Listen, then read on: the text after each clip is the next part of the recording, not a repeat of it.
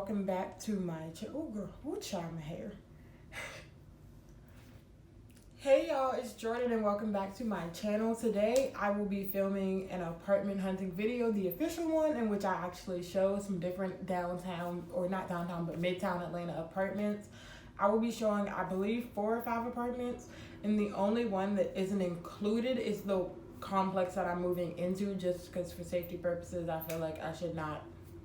The floor plans are kind of unique where I'm moving, and so I feel like I don't want the internet knowing where I'm living, so I did exclude that from the list. But all the other apartments I went to see are on there, and with the names of them.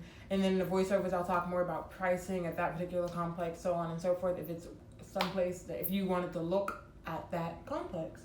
And I also got asked to, before I hop into the videos from those apartments, I got asked to talk about the difference between traditional apartments and student apartments. And so, pardon me if you see me looking to the, actually I'm just gonna move my laptop down here. See me looking down at my laptop, it's just where my list is. Just kind of explain the difference between student housing and non-student apartments. And again, both of those are different than on-campus housing. So with student off-campus apartments, things like Westmar, 112, their flats, Atlantic Station, they tend to have all-inclusive pricing. So like you get a rent price with your utilities bundled into it, and you just pay like one flat fee of, like I pay, I think, like $800 where I live, and like my utilities and all that are all included, so I just pay one thing every month, $800, and that's that. But the thing with that is I live in a like 4-bedroom unit, and I paid $800 a month. Versus a traditional apartment, the utilities tend to be separated out, and you're not paying it in one flat fee. You might have to pay for like your Georgia Power or your water separately from your rent, but it's cheaper because I could be paying, if you find a $1,600 2-bedroom apartment, then you're paying $800, and you're living with one person, and you have far more space than you do if you live in student housing. Student housing tends to have an upcharge because it's aimed at students, and it just has a few more benefits, and it's kind of easier to get into if you're a student. And that typically comes with how you pay. With student housing, you can typically pay with financial aid, and you can like send in your award letters and stuff like that. With traditional apartments, you typically can't. You'll have to get a guarantor, which is typically the bonus of going into student housing. Is it's just easier to get into if you're a student versus if you're moving to AAA, you might need a guarantee. Like I have to have a guarantor on mine because while I pay my rent with my financial aid and my refund checks, that the apartment complex I'm moving in doesn't accept that as a valid form. They need valid income. So my mother had to co-sign it with her income, even though she's not paying. One of the other biggest differences is how they're set up. Typically in student housing, you have your room with your bathroom. That's how my room is set up. I have the bathroom in my room. Not all traditional apartments are set up roommate style. Some of them are set up so your bathroom can be potentially outside of your room. And that's like another major difference. If that's something that you care for, I don't really care either way. As long as I have my own bathroom, I'm not bothered about what I have to do to get to it. I don't care if I'm not pressed. With student housing, you typically have more amenities. You can have like shuttle services, study lounges on campus or on housing. There can be tutoring things there. And they'll typically throw like events for students and stuff like that. Traditional apartments don't often have that type of stuff.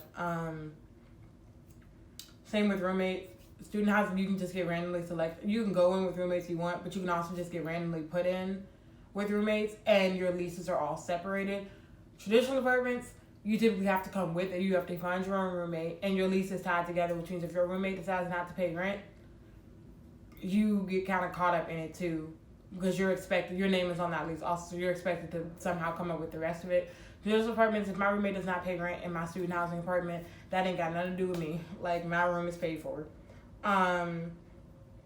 Student housing, again, most of your neighbors are students.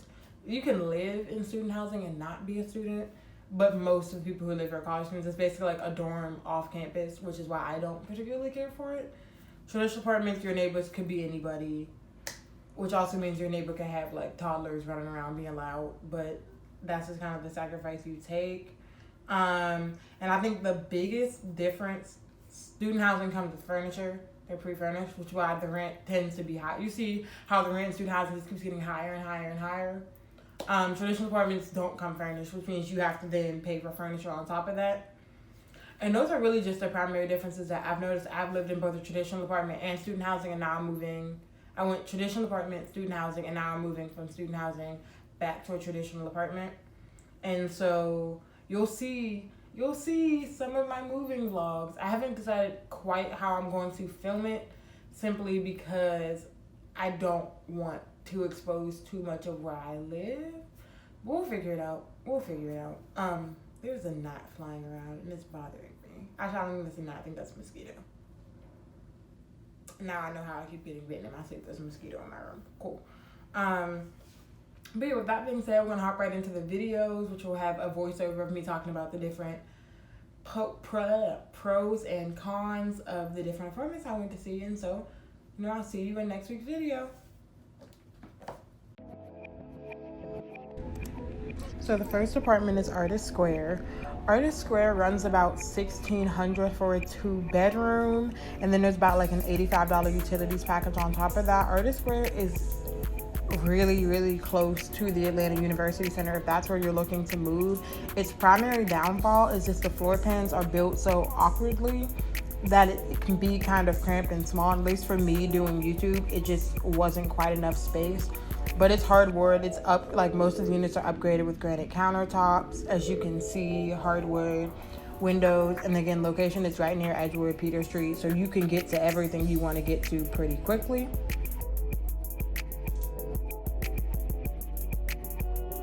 So the next place is Columbia Mechanicsville, which is really like 6 different apartment complexes in one. Mechanicsville is the lowest. They're like 2 bedrooms start at like $800 to $1,000 because a lot of them are income-based housing. For me, from what I've been told, it's not the safest area, and so it very much just depends on what risk you want to take. Make sure you read the reviews, but space-wise, it was pretty decent and solid. Price-wise, it's great. Most of the units, again, are upgraded, and so it very much just depends on what you're looking for.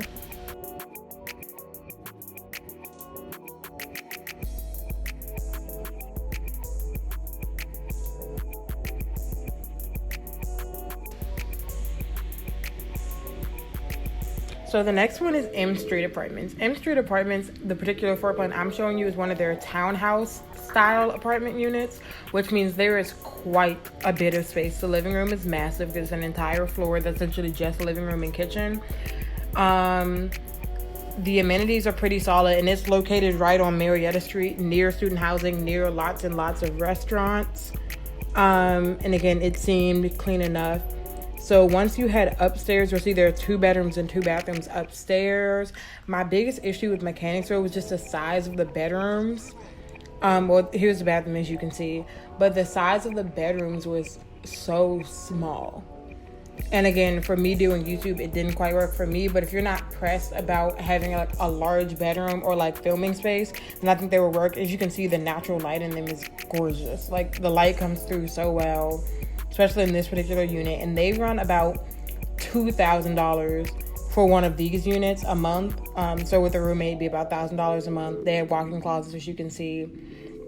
It's just on the higher end, and for me, it was on the higher end and did not have enough space.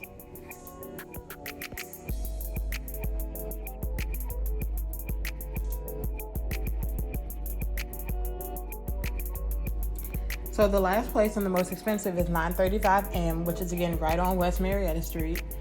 935M is literally absolutely gorgeous and is like my heart's desire of an apartment. It's loft style, so it has concrete flooring, but has floor to ceiling windows, and the entire thing is upgraded. It's honestly like a beautiful apartment, but for a small 2-bedroom, it costs over $2,000 a month.